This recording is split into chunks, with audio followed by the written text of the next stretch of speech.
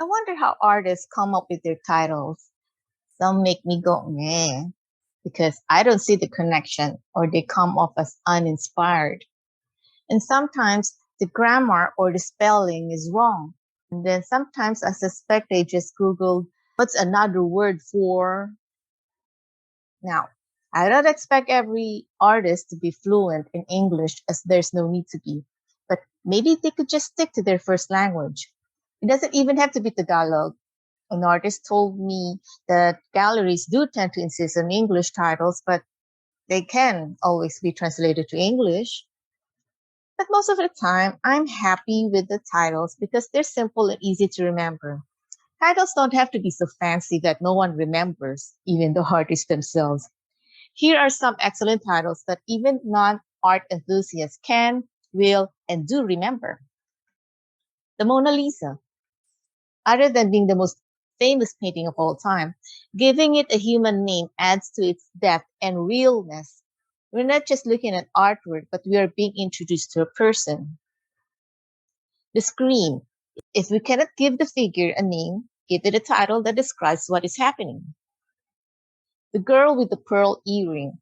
Whoever gave the title could have done a Mona Lisa, but he or she gave one that makes us look at a detail which we might otherwise overlook.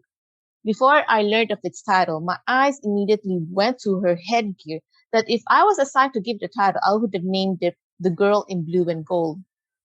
And oh, by the way, the girl with the pearl earring is also known, not titled, also known as the Mona Lisa of the North. Here are some excellent local examples. We all know the Spolarium for the same reason we all know the Mona Lisa. It's the most famous Philippine painting that it's almost our national artwork. But how many of us know the meaning? I never thought about its meaning until I was invited to speak at a webinar on Pinoy art last 2021 and decided to look it up. Do you know what it means? Google it.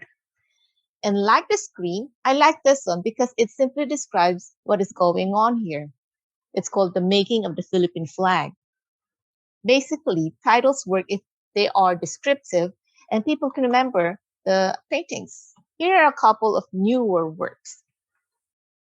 I like the Sky Bright City because it's descriptive. It helps the viewers, especially those who are at a loss on what they're looking at. And this one, I admit to some bias because the artist asked me to do the honors.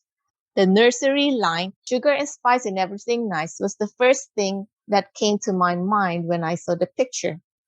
I can even say I wasn't the one who named it, but it was how the painting introduced itself to me. And because it's a popular line, it's easy to remember. Actually, the title worked so well that the artist, Jojo Jimenez, has received several positive feedback about it that he had to ask, yung title lang bang maganda? Good titles to great paintings are essential. Art is essential.